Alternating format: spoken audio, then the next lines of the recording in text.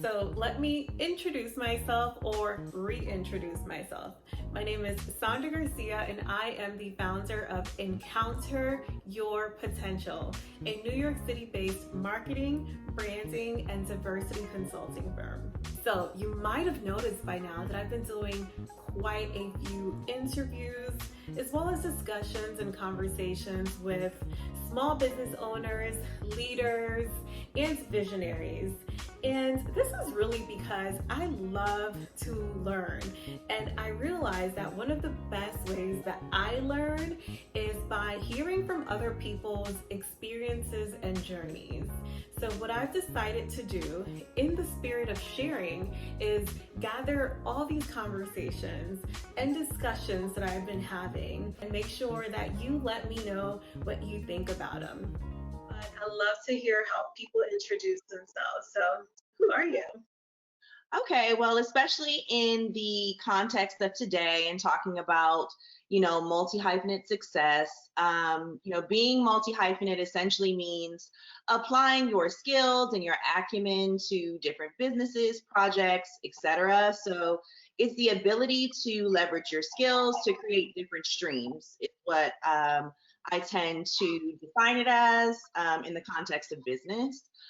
So for me, I'm a brand builder, I'm a business strategist and marketer, and I've leveraged that experience now to venture into entrepreneurship across categories, investing in consultation, as well as speaking and mentoring.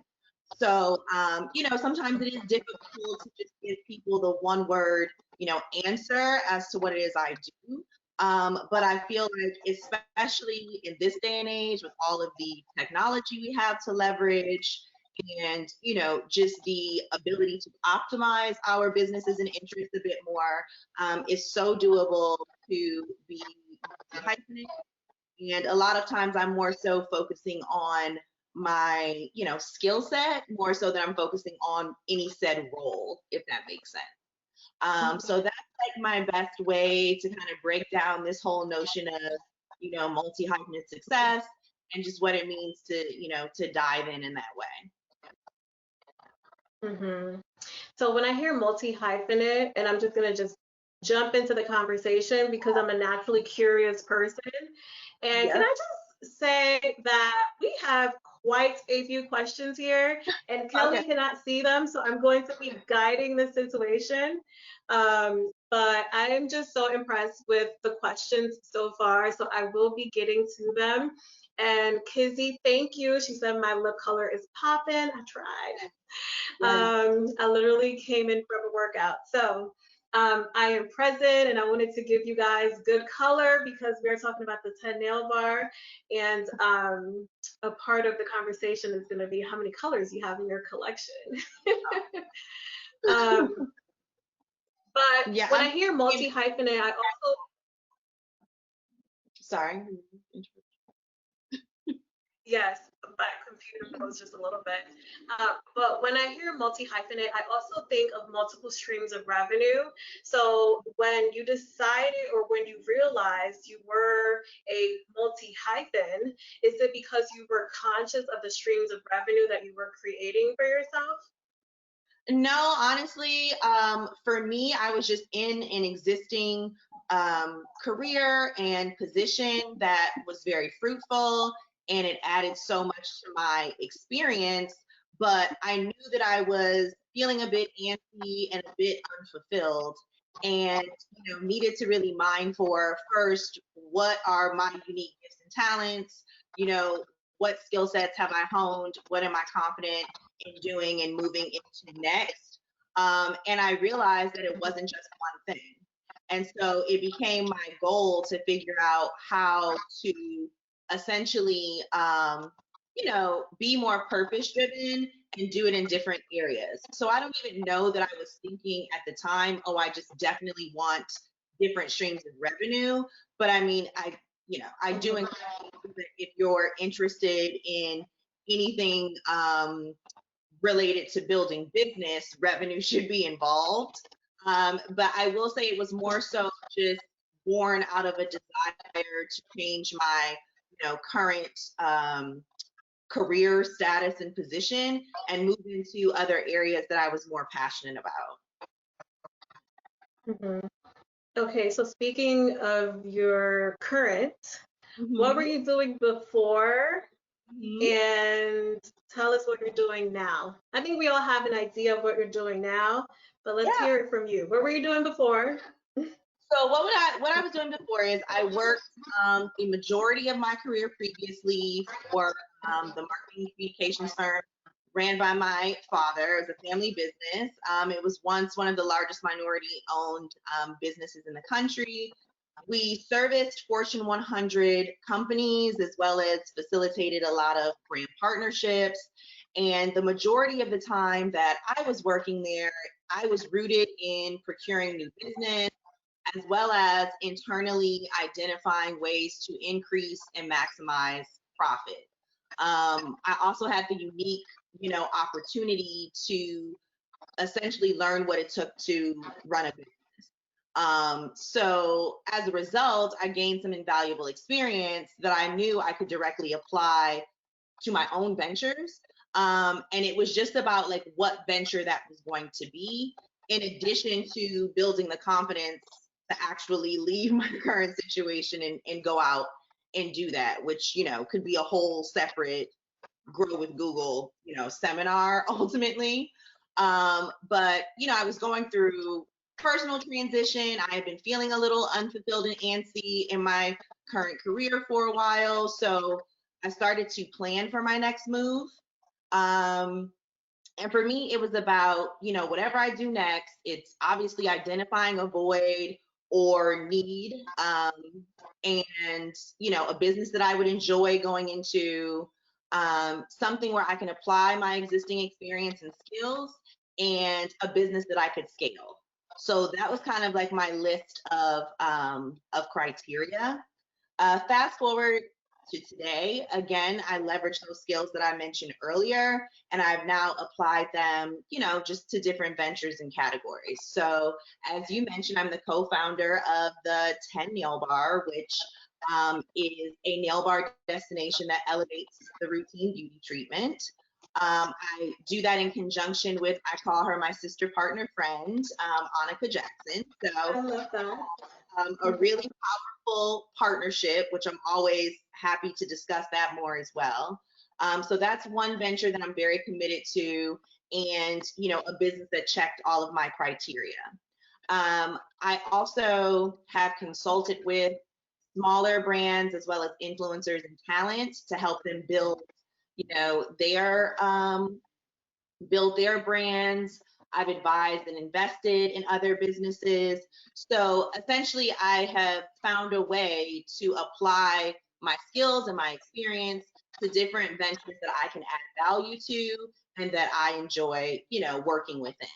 So the 10 for me is really exciting though, just because of, you know, how much we're disrupting the industry, our plans to scale, and the fact that we really built that brand from the ground up, which was such a big goal of mine.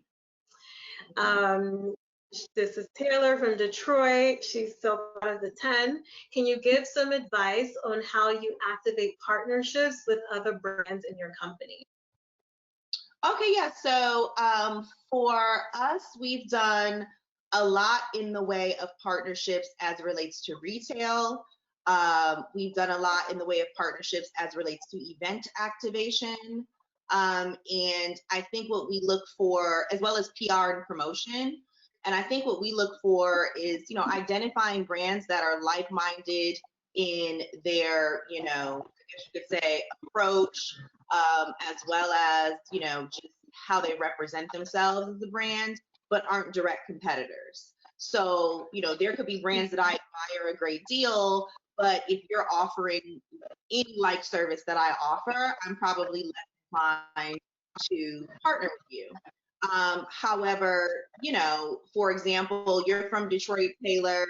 Our candles that we offer, our home candles, the customized scent that we created, that's a Detroit-based vendor who specializes in sensory marketing. So we did a collaboration with him, and now he is, a part of our retail program. There is another small company that we partner with for other retail items. It's local to Detroit, 12th and Viv. So just identifying partners that, you would probably be a patron and, want to support the brand personally because it speaks to you. It enhances your brand proposition, but it's not in any way directly competing. Mhm.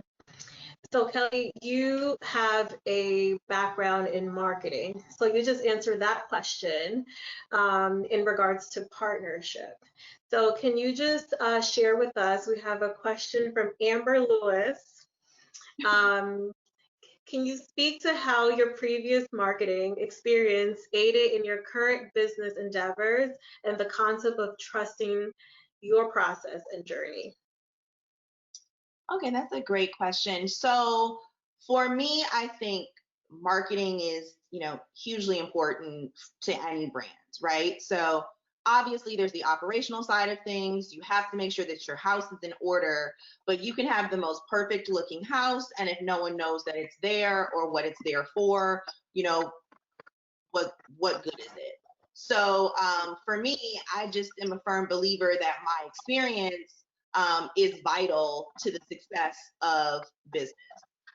So all of the kind of, I guess you could say, processes, concepts, the creative output that I'd seen working for and building for Fortune 100 companies, that's the sort of thing now that I apply to my own brand.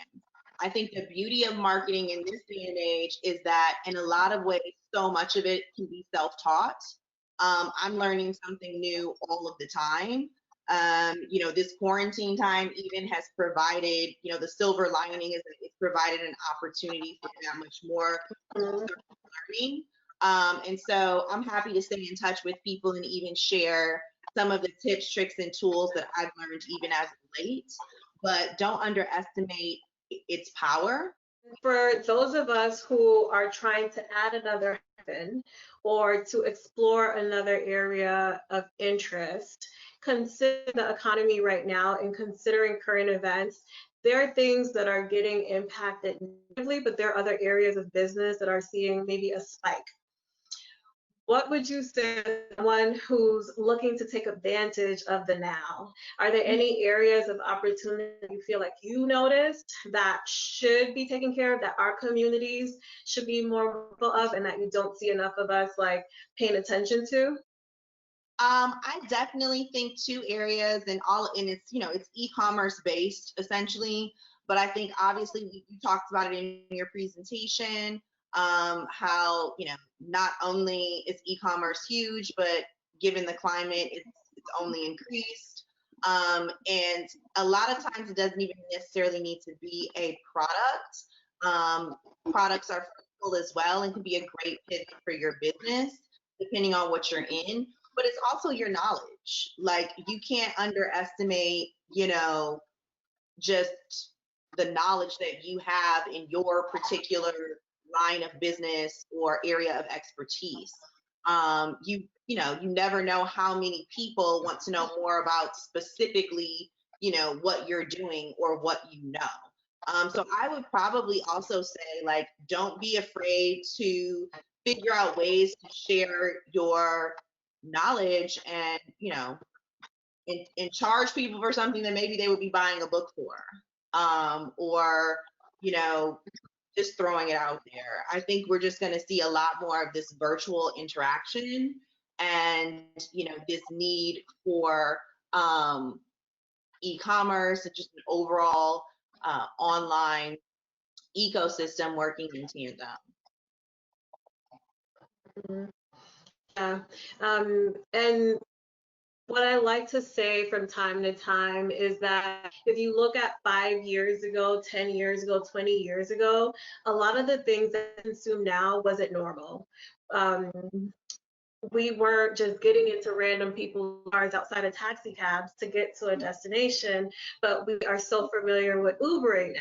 Just like we didn't just visit random people's homes across the globe and stay there, but we are familiar with Airbnb now. So the gaps and what we see is not being fulfilled right now can be creating an area of opportunity for us to explore. And I think as we're trying to add our hyphens is really just brainstorming about what that can be, even for just our simple communities as it is, can have Hmm. small impact in our lives. Um, Definitely. so you mentioned balance. And someone commented about balance. Is there anything that you feel like you sacrificed to be able to find this level of fulfillment that you were once in store of? And even as you've been chasing your own definition of success? So, it doesn't come without sacrifice, but for me, it's worth it to have a life that I'm living on my own terms. And so it's about what is most important to you, what basically ensures fulfillment. And I think, a large part of that for me is being able to create the life that I want, and to be able to dictate my schedule a bit more than what it sometimes requires in corporate, and someone is dictating your schedule for you. I'm a mom to an 8-year-old. I'm a co-parent. Her father travels for a living and has a very demanding schedule, and I think it's helpful that I'm able to be a bit more in control of my schedule, and I'm able to just live my life on my own terms, to not only be there for her, but because like that's just a huge kind of personal thing for me that matters. Um, as it relates to balance, I don't know what the comment was, but some people might agree or disagree about how I feel about it. But I just do my best to stay organized, stay prepared, and manage my time.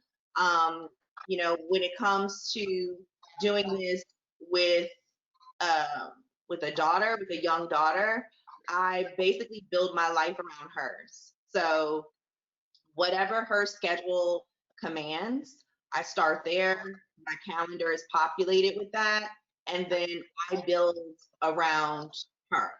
So, just that's kind of a life hack that's worked for me. It does, it's not foolproof. Sometimes I'm not there for poetry day or whatever, but for the most part, I'm able to show up, be there for her in a meaningful way, because I put her at the top of my list, obviously, and then everything else I'm responsible for kind of flows from there. And I also have help, which is a controversial thing too. But for me in my life, and for me to be able to just achieve all that I want to achieve and all I have, I'm realistic about the fact that I need a village to do so. Yeah, so thank you for that personal response. And there is no right way. We're all Yes. trying to figure out the best way for us with what we have on our plate. But I think it's admirable to be able to see other women who are managing several different things, as well as the professional and then also the personal, and creating that and making that be as harmonious as it needs to be for you. Yes, exactly. So Jewel had a question. Absolutely. Jewel had a question, and she is looking to her question. I'll just read it out. Um, so she is now in her third year of business, and she'll like to change the name of her LLC to something that's more memorable. Her question is, do you think it's too late to change the business name, logo, etc.? I think I would need to know more about what business she's in. Also, too, I'm happy to share my contacts information after this if people wanted to reach out with more specific questions. But I think I would need to know more about the business that she's in. I think high level though, what does your following look like now? Where have you potentially been published? How many people know you for who you are currently? And I would weigh that against how problematic is the name versus maybe other ways you could enhance the business if there are challenges. I think I would just be curious to know what the name is currently, why she feels like she needs to change it, what business she's in, and how many people know what you're called, who you are today. Yep, I agree. And just to get a little personal, I just went through a rebrand earlier this year as well. So Jewel, I would consider that in marketing terms, a rebrand when you're changing your brand from one to the next. And there have been multiple steps, and I keep discovering places where I have my former business name. And just to share with you my rationale for doing it, when I started the business, I was still working in corporate America. And I started the business 8 years ago in terms of formalizing it. But once I actually started working the business and in the business, it became something different than what I originally started. So just to have it be more reflective and also just more general so that I wasn't too pigeonholed into one particular service area, I made it more broad. So I've been going through the whole website rebrand, did the logo rebrand, email. So if you want a list of that, I can share that with you as well.